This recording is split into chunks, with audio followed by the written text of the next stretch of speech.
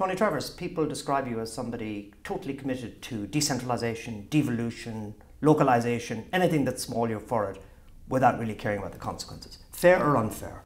I think that is unfair. I mean, I believe in a more localised version, certainly of Britain. I mean, other countries are more decentralised, more localised, but I think that Britain would be better governed if it were less centrally governed. So it's not an unthinking desire simply to have everything done locally, some parochial madhouse. It's not that at all. What I want to do is to ensure that decisions are, where it's rational, made at the level closest to where people can see their politicians and see where their money is being used. And if you're unlucky that there isn't much money in your area or your politicians are pretty poor, just bad luck, move, get on your bike, as Norman Tebbit said. Well, not all politicians will be great, but then they're not that great at the national level. And although people can move from country to country, you know, we live in a place where in recent years governments haven't exactly managed the economy as well as they might do, and they do get a lot of things wrong in terms of big contracts, you know, everything from battleships to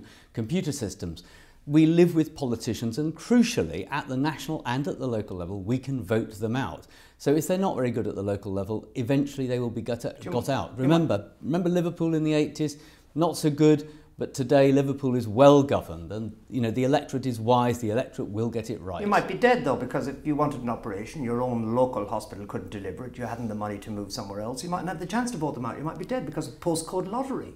I mean, what you're in many ways there doing is describing what happens today in England. I mean, we all love the NHS, but the truth is there have been terrible failures in the NHS when it's nationally run, when politicians at the centre are responsible. Now, I think that had hospitals like the Stafford Hospital been run locally or more locally, people would have noticed when things went wrong. Now, of course, local politicians can get things wrong, but I suspect they'd be held to account and actually service quality would be driven up. That's certainly the evidence from the 19th century. Looking it in the face, move to a floodplain, you vote for flood defences, and you and your neighbours vote for them, and the people who are lucky enough to live in the hills don't vote for them, so they pay an awful lot more. You follow the logic of it, that follows, doesn't it? I follow the logic, but actually we could nevertheless still have equalisation. I'm not suggesting a sort of neocon version of localism where everything's done locally.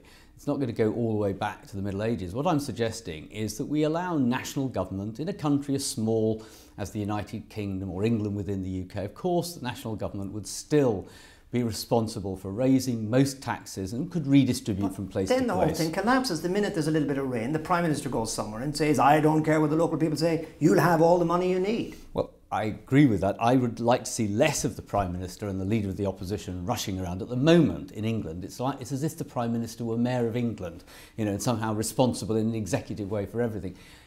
We can't have that.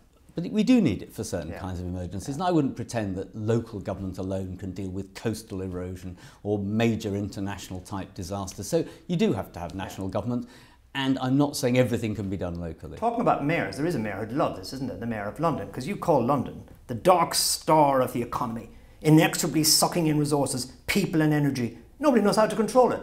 And you seem to be suggesting that you're going to give it massive powers as a huge, big, in inverted commas, local ho-ho spot in England. Well, what I would like to argue, and indeed I did chair the London Finance Commission, which reported last year, and that did suggest that London, but also other major cities in England, be given greater freedom to raise and spend their own money. Now, the logic behind that was, the reason I think that London is something like a dark star, nobody quite understands how big and powerful it is and why it's so big and powerful. One of the reasons for that is because we're such a centralised country. You know, the politicians and the civil servants are all based in London, kind of get what London's needs are, but they don't get what Manchester's or Birmingham or Leeds' needs are. And I think if more decisions about Manchester and Leeds and Birmingham and other cities were made there, then they'd get a better use of resources, because remember, in Leeds or in Birmingham or Manchester, almost all the money that's spent locally is raised locally. It's just at the moment it's kind of sent to London where national politicians decide about the use of it. If the Travers plan was fully in place, where would you live? Well, I probably live where I am now in dear London, but that's not to say I don't think that, I do think that as a result of this kind of devolution and decentralisation, we get more power, more political decision making and good political decision making elsewhere in the UK, and that would make those places more economically successful. And it might well mean more people did choose to live there, but fine, the whole country would be richer. Tony Travers, thank you very much for subjecting yourself to the Gearty Grillings. Thank you.